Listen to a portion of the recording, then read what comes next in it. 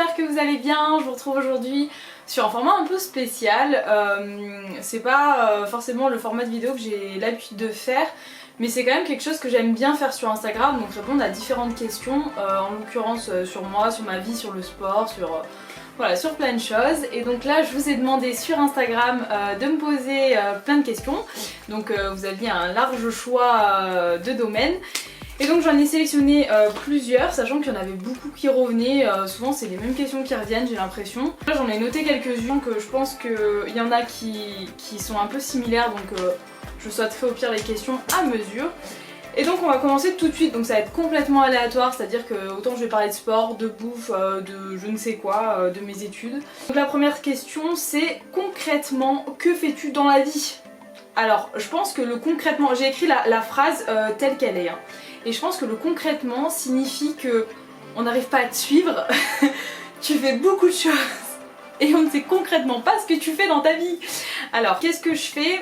Premièrement, je suis étudiante, donc je suis dans une fac de psycho cette année à Aix-en-Provence, donc je veux faire une licence de psycho.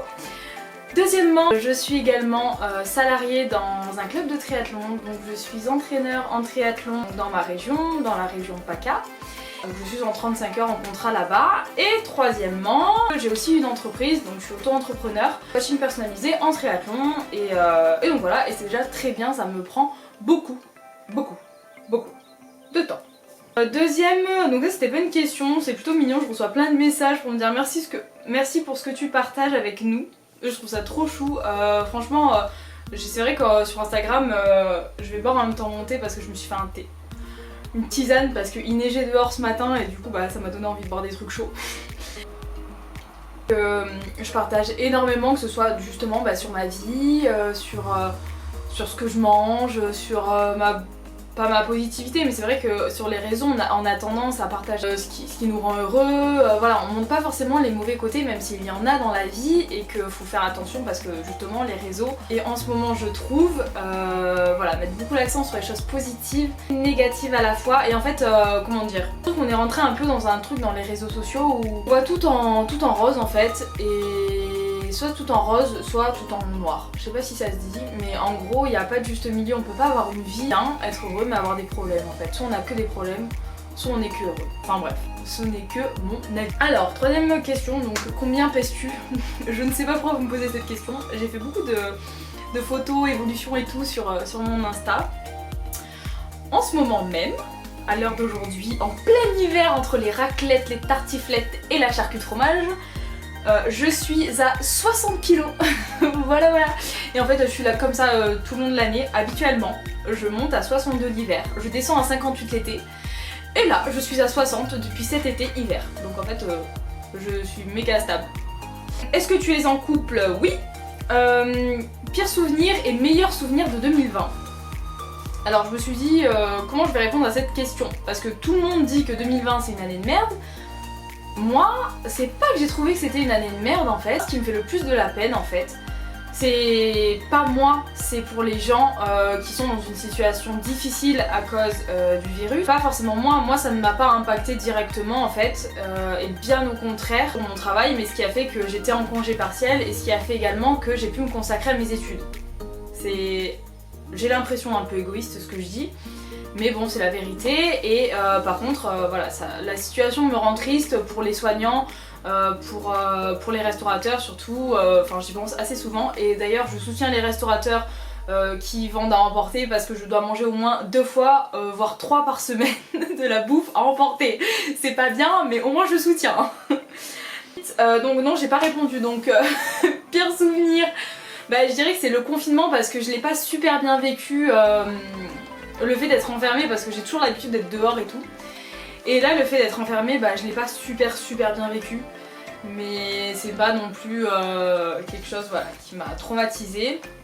Et meilleur souvenir de 2020, meilleur souvenir de 2020, est-ce que je suis partie en vacances en 2020? J'arrive pas à... Ouais, je suis partie en Espagne, c'était très cool. Voilà, bah c'est les vacances, je dirais, c'est le meilleur souvenir, c'est la sortie du confinement, c'est d'avoir pu retourner faire du vélo, d'avoir pu retourner courir librement, mon sport librement, revoir mes potes, et je pense que ça c'est le meilleur des souvenirs que j'ai.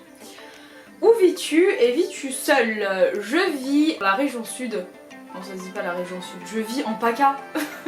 Je vis en Provence-Alpes-Côte d'Azur. Dans une petite ville qui n'en est pas une. Qui n'est pas une très petite ville, hein, mais qui est, voilà, qui est une ville.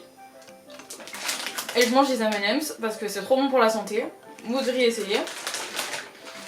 C'est parce que je suis frustrée d'être à 60 kg que j'aimerais bien monter à 62 kg comme tous les hivers. Je plaisante.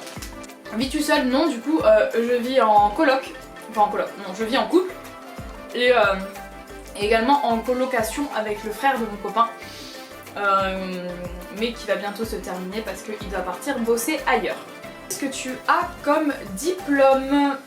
Qu'est-ce que j'ai comme diplôme? Alors, tout d'abord, j'ai un bac littéraire.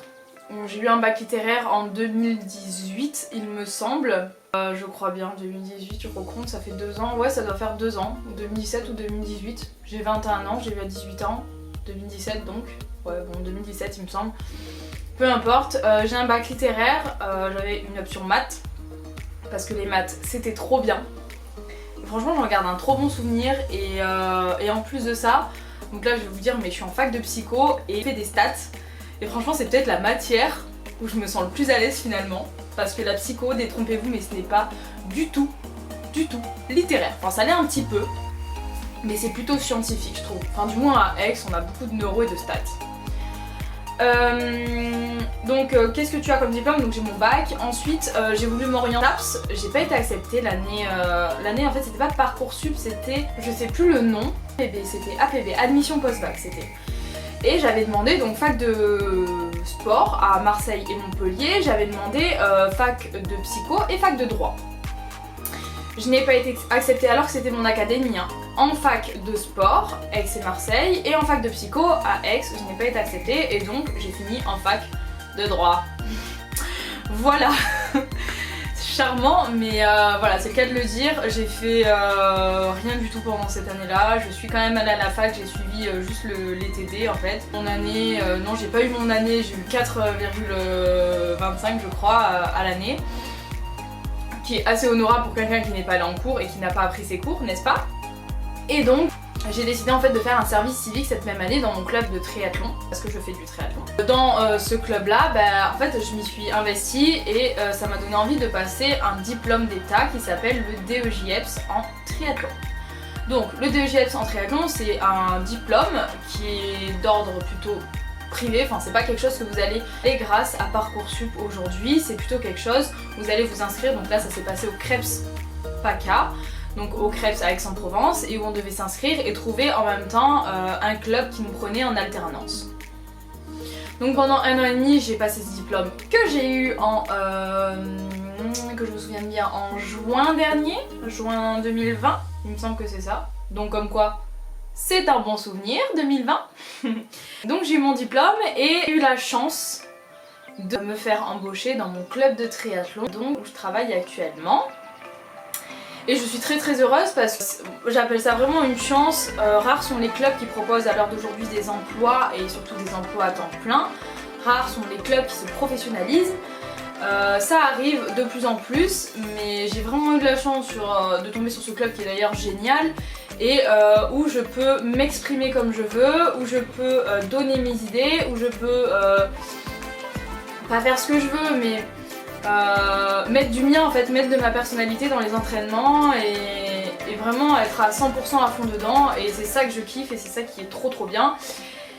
Et donc c'était quoi la question à la base? C'était le DEJEPS, donc tout ça pour dire que voilà, j'ai passé un DEJEPS et que en fait j'ai toujours voulu faire, je pense, au fond psychologue, et que je me suis dit qu'il fallait pas que j'arrête les études et que je continue direct.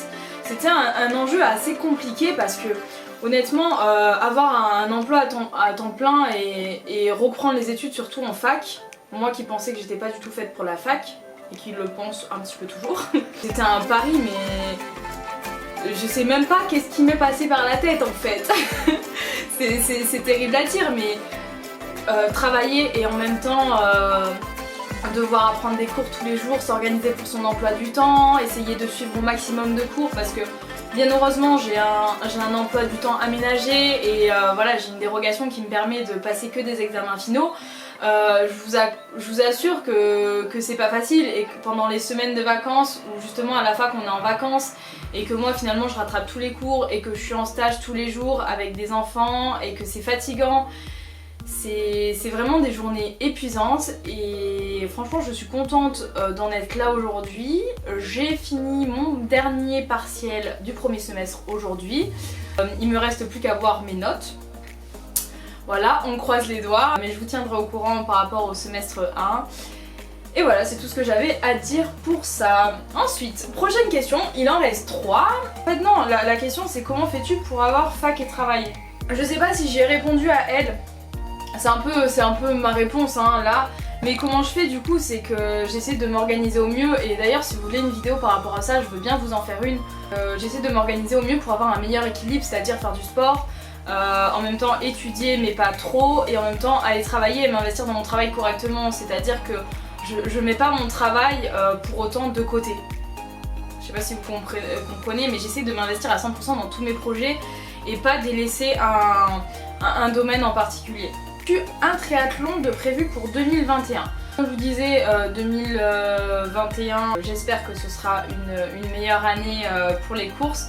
Parce que donc l'année dernière il n'y en a pas tellement eu et je n'en ai pas fait une. J'ai fait un duathlon à Brignoles, c'était une manche de Détroit.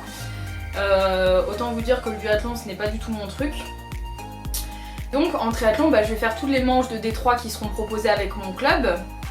Et également j'aimerais bien refaire un half.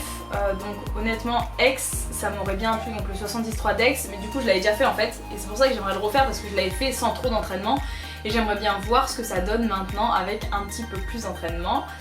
Donc j'aurais bien aimé. Malheureusement les inscriptions sont closes pour l'instant. Donc à voir si j'arrive à me dégoter un dossard quelque part ou si je trouve une autre course tout simplement. Mais c'est vrai que Aix ça m'aurait vraiment bien pu de le faire.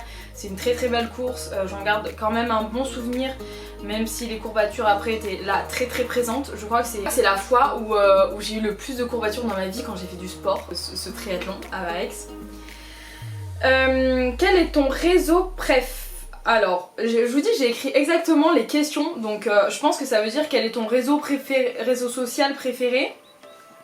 Je dirais Instagram, donc c'est Instagram où je suis le plus active. Vraiment à bien aimer YouTube parce qu'on échange avec des personnes aussi. Après c'est pas du tout la même chose, enfin on peut pas trop comparer les deux je pense. Instagram j'aime vraiment beaucoup, Snapchat je suis pas du tout, j'y étais quand j'étais au lycée mais pour parler avec mes copines et j'y suis plus du tout. D'ailleurs je pense que je suis inscrite dessus mais honnêtement j'ai même pas l'application, je sais même pas comment ça marche et honnêtement j'ai du mal à comprendre à quoi ça sert. Vous allez me dire peut-être qu'il y en a qui pensent ça pour Instagram, voilà, chacun pense ce qu'il pense. Moi j'aime beaucoup Instagram, je poste beaucoup de photos sur Instagram et je trouve ça vraiment cool. Je suis pas trop dans le cadre quand même. J'ai un peu du mal avec le cadrage encore en face à face avec vous. Mais donc je dirais Instagram, ouais. Et YouTube en deuxième. Et dernière question, que préfères-tu entre les 3 sports en triathlon?